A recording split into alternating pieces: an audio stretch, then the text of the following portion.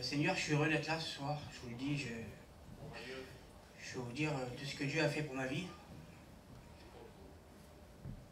Personnellement, pour moi, toute ma famille, c'est des chrétiens. J'ai aimé écouter l'ancien, ce qu'il disait tout à l'heure. Ça m'a touché dans mon cœur parce qu'il y avait une partie de ce qu'il disait là, ça rentrait dans mon cœur parce que je me voyais aussi un petit peu à moi auparavant. J'ai toute ma famille, moi, j'ai mes oncles, ça fait 40 ans qu'ils prêchent l'évangile. J'ai mon frère David qui prêche l'évangile depuis longtemps. Mais dans le foyer où elle a grandi, ben, c'était pas un foyer chrétien, c'était un foyer de rétrograde et puis on a grandi dans le monde. Écoutez, pour ma part à moi, je n'étais pas un garçon qui me droguait. J'ai jamais goûté à une seule de drogue, mais ce qu'il y a, à l'âge de 12-13 ans, hein, je suis avec mes petits cousins qui sont ici, là, écoutez, on a grandi dans les bars. On a grandi dans l'alcool, on a grandi un peu dans le vol, on a grandi, voilà, c'était le monde, ce qu'il nous avait donné, nous on a grandi comme ça. Et j'ai mon petit frère, vous savez, il a un an de plus que moi. Et il nous disait, t'as vu, il y a un chapiteau là-bas, il y a des réunions. Il nous dit, ça parle de Dieu. Et moi, j'étais jeune garçon, je disais, oui, c'est vrai, peut-être. Je savais qu'il y en avait un Dieu qui pouvait guérir, sauver, faire plein de choses, mais j'ai dit, j'en ai pas besoin. J'ai dit, regarde, moi j'aime ma vie comme elle est là. J'ai dit, peut-être qu'un jour, peut-être que je me rapprocherai des choses de Dieu. Écoutez, il s'est écoulé des années. Ça a passé. Et plus tard, j'ai fondé un foyer. Je vous le dis sincèrement, je ne me cacherai pas de ce que le monde peut donner à une personne, parce qu'en vrai, ça détruit beaucoup de choses. J'en suis pas fier, hein. Je vous le dis en vérité, parce qu'il n'y a rien de bon. Pour ma part à moi, là, écoutez, je me suis marié, et j'ai cru que du jour au lendemain, là, toute la vie que j'ai menée, là, en étant gamin, là, je croyais de la songer comme ça, d'un claquement de doigts. Je croyais de me marier, et puis d'avoir un foyer, là, le plus beau au monde. Mais écoutez, ça m'a pas montré ça. J'ai vu qu'à 22 ans, ben, j'étais alcoolique. Je dépendais de l'alcool. Le matin, ben, il n'y avait plus de café chez moi. Le matin, je me réveillais, puis voilà, on traînait un peu les bars. On a grandi comme ça. Écoutez, pendant 10 ans dans le foyer, là, j'ai fondé un foyer avec des enfants. Et pendant 10 ans, j'ai menti à ma femme.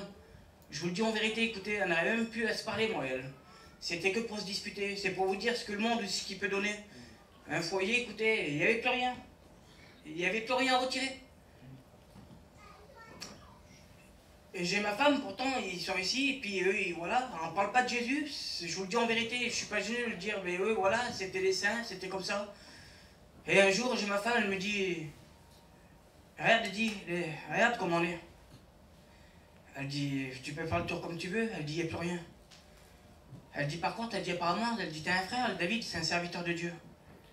Elle dit, si tu crois qu'on ira à Marseille, nous, tu crois que Dieu pourrait changer quelque chose dans notre foyer? Écoutez, moi, ma femme, je dis rien. Je vais mettre un plein de gasoil et quand je reviens, elle me dit, tu fais quoi? Je remballe. Et j'ai dit, on ira à Marseille. Amen. Écoutez, j'avais une espérance dans mon cœur, moi, sans rien demander à Dieu. Je me suis dit, peut-être voilà, je vais peut-être arriver là-bas et puis je vais peut-être avoir des grandes choses tout de suite. Gloire à Dieu. Je vous le dis en vérité que quand je suis venu à Marseille, là, je vais vous dire qu'on veut faire du bien, qu'on essaye de faire du bien, là. On dirait que le mal, là, ça s'attire. J'étais vers mon frère, là, qu'une place de chrétien. J'ai son oncle, c'est des sédentaires, ils n'ont jamais bougé de leur vie. Ça faisait 2 jours que j'étais là-bas, il m'a appelé, il me disait, t'es à Marseille? Oui, je peux venir te rejoindre? Ben j'y vais. Il a la même vie que moi, le garçon. On buvait du matin au soir, des millions de conneries. Ça s'est passé comme ça pendant 2 mois sur la place. Et au bout de 2 mois, là, je me suis réveillé, puis allez, je vais me faire un tour de Chine, c'était au mois de novembre. Vous savez que Dieu pose des dates pour chacun d'entre nous. Alléluia. Parce que tout ce que je vous ai dit là, écoutez, je ne retire aucune gloire ce soir. Je vous le dis en vérité, Seigneur, c'est vrai, j'en suis pas fier. Le 22 novembre, là, je me suis fait contrôler et je suis tombé en prison. J'avais une tristesse, là, d'avoir laissé mon petit foyer, ma femme, là, qui ne connaissait pas ma famille réellement. Je l'avais laissé là-bas, parmi tout le monde. Et il n'y avait rien devant moi pour aider ma petite famille. Je vous le dis en vérité, là, écoutez, la prison, on avait l'habitude, on savait comment ça se passait, j'avais pas de peine de ça, voilà, j'assumais ce que j'avais fait auparavant.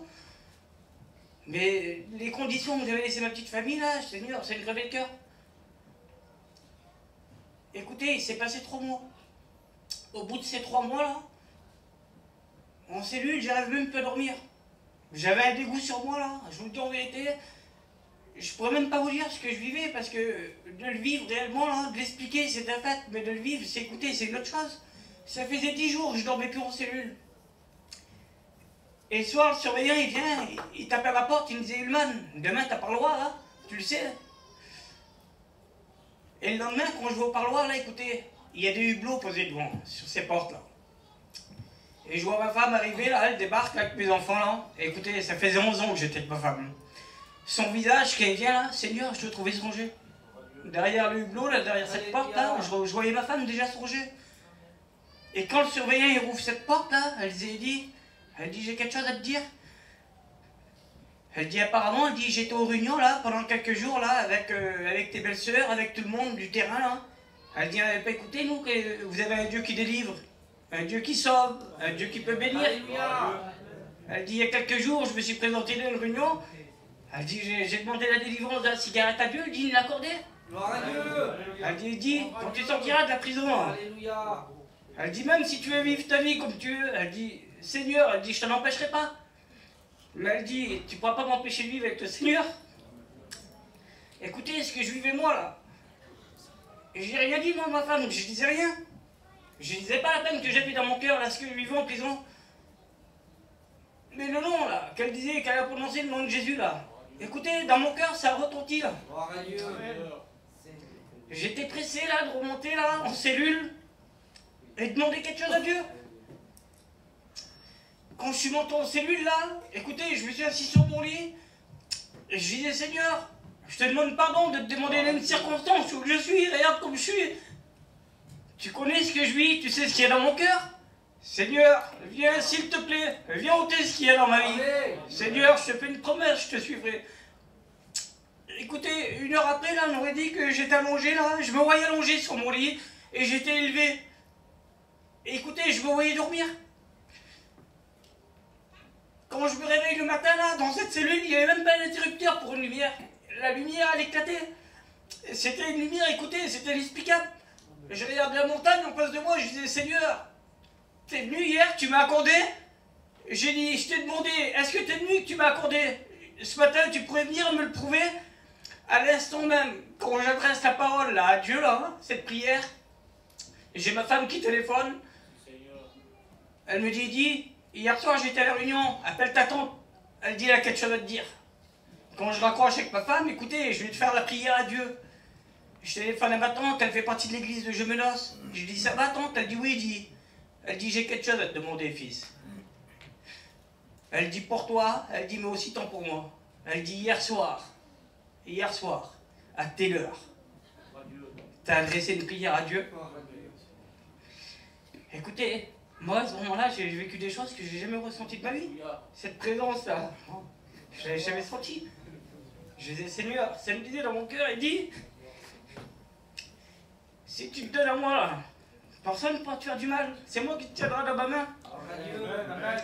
J'ai fait ma prison, là, tout ce que j'avais à faire, là. J'ai dit à ma tante, tante, comment tu m'as vu, toi? Toi, tu m'as vu comment? Parce que moi, je suis en prison, je voulais savoir. Comment t'as pu me voir, toi? Elle dit hier soir, elle dit à telle heure, je suis rentré dans l'église. Elle dit, je t'ai vu arriver là, et elle disait Seigneur, elle dit écoute ce que je te dis. Elle dit, je pourrais te dire la chaise où tu étais placé dans l'église. Elle dit, je disais à Dieu, pourquoi Seigneur, tu me fais voir ici? Elle disait, tu lui diras que Yann m'a demandé. Tu lui diras que j'ai accordé. Elle dit, je te voyais prier les deux mains au ciel. Je pouvais voir tes lèvres, et que je te voyais prier, mais elle dit, je n'avais pas écouté. Et Dieu il me disait, tu lui diras que tout ce qui m'a demandé, j'ai accordé. Écoutez, j'ai fait même mois de prison, je vous cache rien, je vous le dis en vérité, que toute la vie que j'avais avant là, eh ben, je l'avais repris moi. Ça a duré 3 mois.